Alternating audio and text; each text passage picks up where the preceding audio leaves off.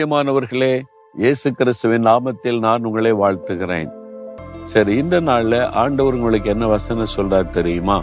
ஒரு விண்ணப்பம், ஜெபம். நம்ம பல காரியத்திற்கு ஆண்டவரிடத்துல ஜெபிக்கிறோம். சுகத்துக்காக ஜெபிக்கிறோம், விடுதலைக்காக ஜெபிக்கிறோம், ஒரு அற்புதத்திற்காக ஜெபிக்கிறோம். நாம் ஆண்டவரிடத்துல வேண்டிக் கொள்ள வேண்டிய விதங்களும் வேதத்தில் சொல்லப்பட்டிருக்கிறது. ஒரு பக்தன் எப்படி வேண்டிக் கொள்றார் பாருங்களேன். நெகேமியா 13ஆம் அதிகாரம் 31ஆம் வசனத்துல, என் தேவனே எனக்கு நன்மை உண்டாக என்னை நினைத்தருளும் அப்படின்னு அவர் ஜெபம் பண்ணுகிறார். தேவனே எனக்கு நன்மை உண்டாக என்னை நினைத்தருளும். அருமையான ஒரு ஜெபம். இந்த நெகேமியாவை தேவன் தெரிந்து கொண்டு அவருக்கு முக்கியமான பணிகளை கொடுத்து அதை நிறைவேற்ற வைத்தார். அதுல நிறைய சவால்கள், பிரச்சனை, போராட்டங்களை எல்லாம் சந்தித்தாலும் ஆண்டவருடைய பலத்தினால் அதெல்லாம் செய்து முடிக்க ஆண்டவர் கிருபை கொடுத்தார். உங்க வாழ்க்கையில கூட தேவன் பல திட்டங்களை தந்திருப்பார். உங்களுடைய குடும்பத்தை கட்டி எழுப்புவது, பிசினஸை கட்டி எழுப்புவது, ஊழியத்தை கட்டி எழுப்புவது, உங்களுக்கு கொடுக்கப்பட்ட பல பொறுப்புகள் ஆண்டவர் உங்களுக்கு தந்திருக்கலாம். அதை நிறைவேற்றுவதிலே பல சவால்கள் வருகிறது, எதிர்ப்பு வருகிறது, தடை வருகிறது, போராட்டம் வருகிறது, தேவைகள் வருது. என்ன செய்யறதுன்னு திணறிக் கொண்டு இருக்கலாம். இந்த தேவ மனிதர் வெற்றியோடு செய்து முடிக்க காரணம் என்ன தெரியுமா? அவருடைய ஜெப வாழ்க்கை. ஒவ்வொரு காரியத்தில் அவர் தேவனை நோக்கி ஜெபம் பண்ணினார். அவருடைய ஒரு ஜெபம் தான் இங்கே சொல்லப்படுகிறது. என் தேவனே எனக்கு நன்மை உண்டாக என்னை நினைத்தருளும். ஆண்டவர் எப்படி உங்களை மறப்பார்? உங்களை மறக்கவே மாட்டார். என்றைக்கு நினைவில் வைத்திருக்கிறவர். என்றாலும் நாம் ஆண்டவரை நோக்கி விண்ணப்பம் பண்ணும் போதுதான் அவர் அற்புதம் செய்ய முடியும். டாக்டர் பாலி யங்கிச்சோ என்று சொல்லக்கூடிய பிரபலமான ஒரு தேவ மனிதர் தென்கொரியாவில் இருந்தார். உலகத்திலேயே பெரிய ஆலயத்தை கட்டினவர், பெரிய திருச்சபையின் போதகராக இருந்தவர். ஒரு சமயம் தன் வாழ்க்கையில் நடந்த ஒரு சம்பவத்தை அவர் சொன்னார். அவர் கோடிக்கணக்கான மக்களுக்கு ஆசீர்வாதமாக இருக்கக்கூடியவர் வியாதிப்பட்டு கொஞ்சம் பலவீனப்பட்டு விட்டார். அவருடைய பிள்ளைகள் அவரை பிரபலமான ஒரு ஆஸ்பத்திரிக்கு அழைச்சிட்டு போனாங்க.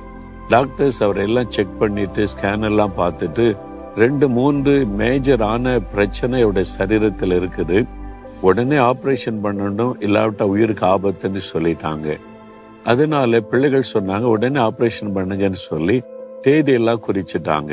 ஆனால் இவர் சொன்னார், இல்லை, உடனே எனக்கு ஆப்ரேஷன் வேண்டாம், எனக்கு ஒரு வாரம் டைம் கொடுங்க, அதன் பிறகு நான் ஆஸ்பத்திரியில சேர்ந்து கொள்ளுகிறேன், ஆப்ரேஷன் பண்ணலான்னு சொல்லி. பிள்ளைகள் எவ்வளவு சொல்லி அவர் சொன்னார், இல்லை எனக்கு ஒரு வாரம் டைம் வேணும்னு கேட்டுக்கொண்டார். சரி என்று சொல்லி வீட்டுக்கு அழைச்சிட்டு போனாங்க. அவருக்கு தென்கொரியாவில் பிரேயர் மவுண்டன், ஜெபமலை என்ற ஒரு பகுதி இருக்கிறாரு. அங்கே ஜெபிப்பதற்கு ஏராளமான மக்கள் வருவாங்க.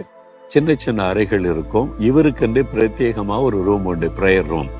ஒரு ஆள் உட்கார்ந்து ஜெபிக்கலாம், அவ்வளவுதான். நான் போய் அந்த இடத்தை பார்த்திருக்கிறேன், அந்த ரூமையே நான் பார்த்திருக்கிறேன். இங்கதான் டாக்டர் பாலி யங்கிச்சோ தனித்து ஜெபம் பண்ணுவார் என்பதாய் நேரம் அங்க போனார். ஆண்டவருடைய பாத்திரம் உட்கார்ந்தார், ஜெபிக்க ஆரம்பித்தார்.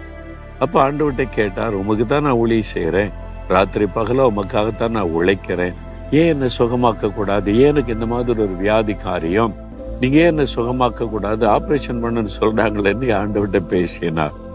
அப்ப ஆண்டவர் சொன்னாரு, நீ ஏன் என்கிட்ட கேட்கல?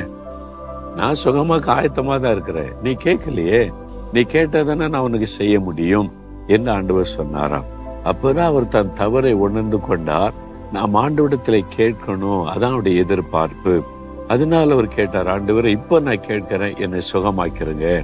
சின்சியரா ஜெபம் பண்ணினார். ஒரு வாரம் கழிச்சு மறுபடியும் ஆஸ்பத்திரி கூட்டு போனாங்க. ஆபரேஷனுக்கு எல்லாம் ஒழுங்கு பண்ணினாங்க. இவர் சொன்னார், இல்ல மறுபடியும் ஒருக்க என்ன ஸ்கேன் பண்ணி எல்லாத்தையும் நீங்க செக் பண்ணி பார்த்துட்டு ஆபரேஷன் பண்ணுங்க. போன வாரம் தானே எல்லா ஸ்கேன் ரிப்போர்ட்ல எடுத்திருக்கிறோம், மறுபடியும் எதுக்குன்னு கேட்டாங்க. இல்ல நீங்க மறுபடியும் ஒரு செக் பண்ணுங்கன்னு சொல்லிட்டார். பிள்ளைகளுக்கு சரின்னு டாக்டர்கிட்ட கட்டாயப்படுத்தினால திரும்ப ஸ்கேன் எடுத்தா எல்லாம் நார்மலா இருக்குது, ஒரு பிரச்சனையும் இல்லை. 3 பெரிய பிரச்சனைன்னு சொன்னாங்க, ஒண்ணுமே இல்லை. டாக்டர்ஸ் மூளை குழம்பிட்டு முந்தின ரிப்போர்ட்டையும் பாக்குறாங்க, இந்த ரிப்போர்ட்டும் பாக்காங்க, எல்லாம் தலைகளா மாறி நார்மலா இருக்குது.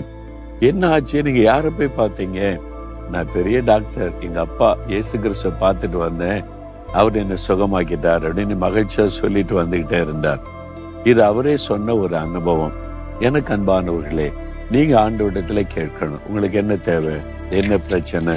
இந்த நெகேமியா ஜெபித்தார்ல, ஆண்டவரே, என் தேவனே, எனக்கு நன்மை உண்டாக என்னை நினைத்தருளும். என்ன நன்மை வேணும்? வீட்டுல, வேலையில, பிசினஸ்ல, ஊழியத்துல என்ன நன்மை வேணும்? நீங்க வாய் திறந்து கேட்கணும்.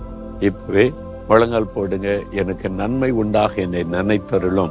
எனக்கு ஒரு நன்மை செய்யுங்க ஆண்டவர், இது வேணும்னு கேளுங்க. கட்டாய அற்புதம் நடக்கும். கேக்குறீங்களா? அப்படியே கேளுங்க பார்க்கலாம். தகப்பனே, இந்த மகன், இந்த மகள் எனக்கு நன்மை உண்டாக என்னை நினைத்தருளும். இந்த நன்மையை எனக்கு தாருன்னு ஜெபிக்கிறாங்களே, அந்த காரியத்துல இன்றைக்கே ஒரு அற்புதம் செய்து மகிழ பண்ணும்.